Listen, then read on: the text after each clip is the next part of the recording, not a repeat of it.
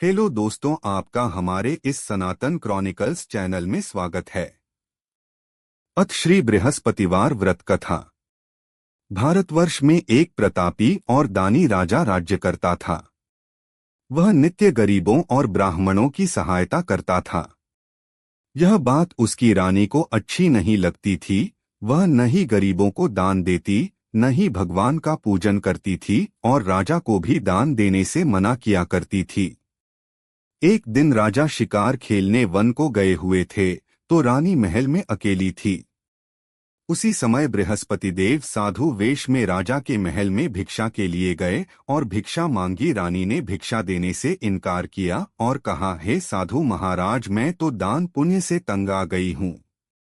मेरा पति सारा धन लुटाते रहते हैं।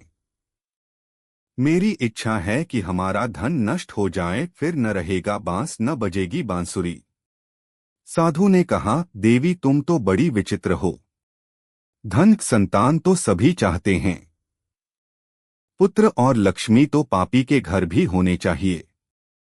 यदि तुम्हारे पास अधिक धन है तो भूखों को भोजन दो, प्यासों के लिए प्याऊ बनवाओ, मुसाफिरों के लिए धर्मशालाएं खुलवाओ। जो निर्धन अपनी कुंवारी कन्याओं का विवाह नहीं कर सकते, उनका विवाह करा दो। ऐसे और कई काम हैं जिनके करने से तुम्हारा यश लोक परलोक में फैलेगा। परंतु रानी पर उपदेश का कोई प्रभाव न पड़ा। वह बोली, महाराज आप मुझे कुछ न समझाएं। मैं ऐसा धन नहीं चाहती जो हर जगह बांटती फिरूं। साधु ने उत्तर दिया, यदि तुम्हारी ऐसी इच्छा है तो तथास्तु। तुम ऐसा करना कि बृहस्पतिवार को घर लीपकर पीली मिट्टी से अपना सिर धोकर स्नान करना, भट्टी चढ़ाकर कपड़े धोना। ऐसा करने से आपका सारा धन नष्ट हो जाएगा। इतना कहकर वह साधु महाराज वहां से आलोप हो गए। साधु के अनुसार कही बातों को पूरा करते हुए रानी को केवल 3 बृहस्पतिवार ही बीते थे कि उसकी समस्त धन संपत्ति नष्ट हो गई। भोजन के लिए राजा का परिवार तरसने लगा। तब एक दिन राजा ने रानी से बोला कि हे रानी, तुम यहीं रहो, मैं दूसरे देश को जाता हूँ, क्योंकि यहाँ पर सभी लोग मुझे जानते हैं। इसलिए मैं कोई छोटा कार्य नहीं कर सकता। ऐसा कहकर राजा परदेश चला गया। वहां वह जंगल से लकड़ी काटकर लाता और शहर में बेचता। इस तरह वह अपना जीवन व्यतीत करने लगा। इधर राजा के परदेश जाते ही रानी और दासी दुहखी रहने लगी। एक बार जब रानी और दासी को 7 दिन तक बिना भोजन के रहना पड़ा, तो रानी ने अपनी दासी से कहा, हे दासी, पास ही के नगर में मेरी बहन रहती है। वह बड़ी धनवान है। तू उसके पास जा और कुछ ले आ, ताकि थोड़ी बहुत गुजर बसर हो जाए। दासी रानी की बहन के पास गई। उस दिन गुरुवार था और रानी की बहन उस समय बृहस्पतिवार व्रत की कथा सुन रही थी। दासी ने रानी की बहन को अपनी रानी का संदेश दिया, लेकिन रानी की बड़ी बहन ने कोई उत्तर नहीं दिया। जब दासी को रानी की बहन से कोई उत्तर नहीं मिला तो वह बहुत दुखी हुई और उसे क्रोध भी आया। दासी ने वापस आकर रानी को सारी बात बता दी। सुनकर रानी ने अपने भाग्य को कोसा। उधर रानी की बहन ने सोचा कि मेरी बहन की दासी आई थी, परंतु मैं उससे नहीं बोली, इससे वह बहुत दुखी हुई होगी। कथा सुनकर और पूजन समाप्त करके वह अपनी बहन के घर आई और कहने लगी, हे बहन, मैं बृहस्पतिवार का व्रत कर रही थी। तुम्हारी दासी मेरे घर आई थी, परंतु जब तक कथा होती है तब तक न तो उठते हैं और न ही बोलते हैं, इसलिए मैं नहीं बोली। कहो दासी क्यों गई थी? रानी बोली, बहन तुमसे क्या छिपाऊं, हमारे घर में खाने तक को अनाज नहीं था। ऐसा कहते कहते रानी की आंखें भर आई। उसने दासी समेत पिछले 7 दिनों से भूखे रहने तक की बात अपनी बहन को विस्तार पूर्वक सुना दी। रानी की बहन बोली, देखो बहन, भगवान बृहस्पति देव सबकी मनोकामना को पूर्ण करते हैं। देखो शायद तुम्हारे घर में अनाज रखा हो। पहले तो रानी को विश्वास नहीं हुआ, पर बहन के आग्रह करने पर उसने अपनी दासी को अंदर भेजा तो उसे सचमुच अनाज से भरा एक घड़ा मिल गया। यह देखकर दासी को बड़ी हैरानी हुई। दासी रानी से कहने लगी, हे रानी, जब हमको भोजन नहीं मिलता तो हम व्रत ही तो करते हैं, इसलिए क्यों न इनसे व्रत और कथा की विधि पूछ ली जाए ताकि हम भी व्रत कर सकें। तब रानी ने अपनी बहन से बृहस्पतिवार व्रत के बारे में पूछा। उसकी बहन ने बताया, बृहस्पतिवार के व्रत में चने की दाल और मुनक्का से विष्णु भगवान का केले की जड़ में पूजन करें तथा दीपक जलाएं, व्रत कथा सुने और पीला भोजन ही करें। इससे बृहस्पति देव प्रसन्न होते हैं। व्रत और पूजन विधि बताकर रानी की बहन अपने घर को लौट गई। 7 दिन के बाद जब गुरुवार आया तो रानी और दासी ने व्रत रखा। घुड़साल में जाकर चना और गुड़ लेकर आईं। फिर उससे केले की जड़ तथा विष्णु भगवान का पूजन किया। अब पीला भोजन कहाँ से आए, इस बात को लेकर दोनों बहुत दुखी थे। चूंकि उन्होंने व्रत रखा था, इसलिए बृहस्पति देव उनसे प्रसन्न थे। इसलिए वे एक साधारण व्यक्ति का रूप धारण कर 2 थालों में सुंदर पीला भोजन दासी को दे गए। भोजन पाकर दासी प्रसन्न हुई और फिर रानी के साथ मिलकर भोजन ग्रहण किया। उसके बाद वे सभी गुरुवार को व्रत और पूजन करने लगी। बृहस्पति भगवान की कृपा से उनके पास फिर से धन संपत्ति आ गई, परंतु रानी फिर से पहले की तरह आलस्य करने लगी। तब दासी बोली, देखो रानी, तुम पहले भी इस प्रकार आलस्य करती थी, तुम्हें धन रखने में कष्ट होता था, इस कारण सभी धन नष्ट हो गया, और अब जब भगवान बृहस्पति की कृपा से धन मिला है तो तुम्हें फिर से आलस्य होता है। रानी को समझाते हुए दासी कहती है कि बड़ी मुसीबतों के बाद हमने यह धन पाया है, इसलिए हमें दान पुण्य करना चाहिए, भूखे मनुष्यों को भोजन कराना चाहिए और धन को शुभ कार्यों में खर्च करना चाहिए, जिससे तुम्हारे कुल का यश बढ़ेगा, स्वर्ग की प्राप्ति होगी और पितृ प्रसन्न होंगे। दासी की बात मानकर रानी अपना धन शुभ कार्यों में खर्च करने लगी, जिससे पूरे नगर में उसका यश फैलने लगा। बृहस्पतिवार व्रत कथा के बाद श्रद्धा के साथ आरती की जानी चाहिए। इसके बाद प्रसाद बांटकर उसे ग्रहण करना चाहिए। एक दिन राजा दुखी होकर जंगल में एक पेड़ के नीचे आसन जमाकर बैठ गया। वह अपनी दशा को याद करके व्याकुल होने लगा। बृहस्पतिवार का दिन था। एकाएक उसने देखा कि निर्जन वन में एक साधु प्रकट हुए। वह साधु वेश में स्वयं बृहस्पति देवता थे। लकड़हारे के सामने आकर बोले, हे लकड़हारे, इस सुनसान जंगल में तू चिंता मग्न क्यों बैठा है? लकड़हारे ने दोनों हाथ जोड़कर प्रणाम किया और उत्तर दिया, महात्मा जी, आप सब कुछ जानते हैं, मैं क्या कहूँ। यह कहकर रोने लगा और साधु को अपनी आत्मकथा सुनाई। महात्मा जी ने कहा, तुम्हारी स्त्री ने बृहस्पति के दिन बृहस्पति भगवान का निरादर किया है, जिसके कारण रुष्ट होकर उन्होंने तुम्हारी यह दशा कर दी। अब तुम चिंता को दूर करके मेरे कहने पर चलो तो तुम्हारे सब कष्ट दूर हो जाएंगे और भगवान पहले से भी अधिक संपत्ति देंगे। तुम बृहस्पति के दिन कथा किया करो। 2 पैसे के चने मुनक्का लाकर उसका प्रसाद बनाओ और शुद्ध जल से लोटे में शक्कर मिलाकर अमृत तैयार करो। कथा के पश्चात अपने सारे परिवार और सुनने वाले प्रेमियों में अमृत व प्रसाद बांटकर आप भी ग्रहण करो। ऐसा करने से भगवान तुम्हारी सब मनोकामनाएं पूरी करेंगे। साधु के ऐसे वचन सुनकर लकड़हारा बोला, हे प्रभु, मुझे लकड़ी बेचकर इतना पैसा नहीं मिलता जिससे भोजन के उपरांत कुछ बचा सकूं। मैंने रात्रि में अपनी स्त्री को व्याकुल देखा है। मेरे पास कुछ भी नहीं जिससे मैं उसकी खबर मंगा सकूं। साधु ने कहा, हे लकड़हारे, तुम किसी बात की चिंता मत करो। बृहस्पति के दिन तुम रोजाना की तरह लकड़ियां लेकर शहर को जाओ। तुमको रोज से दुगुना धन प्राप्त होगा, जिससे तुम भली भांति भोजन कर लोगे तथा बृहस्पति देव की पूजा का सामान भी आ जाएगा। इतना कहकर साधु अंतर्ध्यान हो गए। धीरे धीरे समय व्यतीत होने पर फिर वही बृहस्पतिवार का दिन आया। लकड़हारा जंगल से लकड़ी काटकर किसी शहर में बेचने गया। उसे उस दिन और दिन से अधिक पैसा मिला। राजा ने चना गुड़ आदि लाकर गुरुवार का व्रत किया। उस दिन से उसके सभी क्लेश दूर हुए, परंतु जब दोबारा गुरुवार का दिन आया तो बृहस्पतिवार का व्रत करना भूल गया।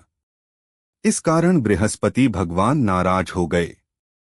उस दिन उस नगर के राजा ने विशाल यज्ञ का आयोजन किया तथा शहर में यह घोषणा करा दी कि कोई भी मनुष्य अपने घर में भोजन न बनावे न आग जलावे, समस्त जनता मेरे यहाँ भोजन करने आवे। इस आज्ञा को जो न मानेगा उसे फांसी की सजा दी जाएगी। इस तरह की घोषणा संपूर्ण नगर में करवा दी गई। राजा की आज्ञानुसार शहर के सभी लोग भोजन करने गए, लेकिन लकड़हारा कुछ देर से पहुंचा, इसलिए राजा उसको अपने साथ घर लिवा ले गए और ले जाकर भोजन करा रहे थे तो रानी की दृष्टि उस खूंटी पर पड़ी जिस पर उसका हार लटका हुआ था। वह वहां पर दिखाई नहीं दिया।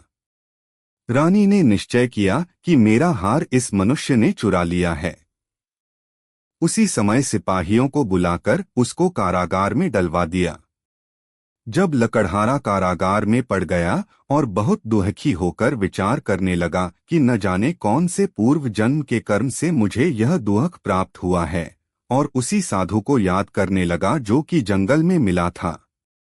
उसी समय तत्काल बृहस्पति देव साधु के रूप में प्रकट हुए और उसकी दशा को देखकर कहने लगे, अरे मूर्ख, तूने बृहस्पति देव की कथा नहीं करी, इस कारण तुझे दुख प्राप्त हुआ है। अब चिंता मत कर, बृहस्पतिवार के दिन कारागार के दरवाजे पर 4 पैसे पड़े मिलेंगे। उनसे तू बृहस्पति देव की पूजा करना, तेरे सभी कष्ट दूर हो जाएंगे। बृहस्पति के दिन उसे 4 पैसे मिले। लकड़हारे ने कथा कही। उसी रात्रि को बृहस्पति देव ने उस नगर के राजा को स्वप्न में कहा, हे राजा, तुमने जिस आदमी को कारागार में बंद कर दिया है वह निर्दोष है। वह राजा है, उसे छोड़ देना। रानी का हार उसी खूंटी पर लटका है। अगर तू ऐसा नहीं करेगा तो मैं तेरे राज्य को नष्ट कर दूंगा। इस तरह रात्रि के स्वप्न को देखकर राजा प्रातःकाल उठा और खूंटी पर हार देखकर लकड़हारे को बुलाकर क्षमा मांगी तथा लकड़हारे को योग्य सुंदर वस्त्राभूषण देकर विदा कर दिया। बृहस्पति देव की आज्ञानुसार लकड़हारा अपने नगर को चल दिया।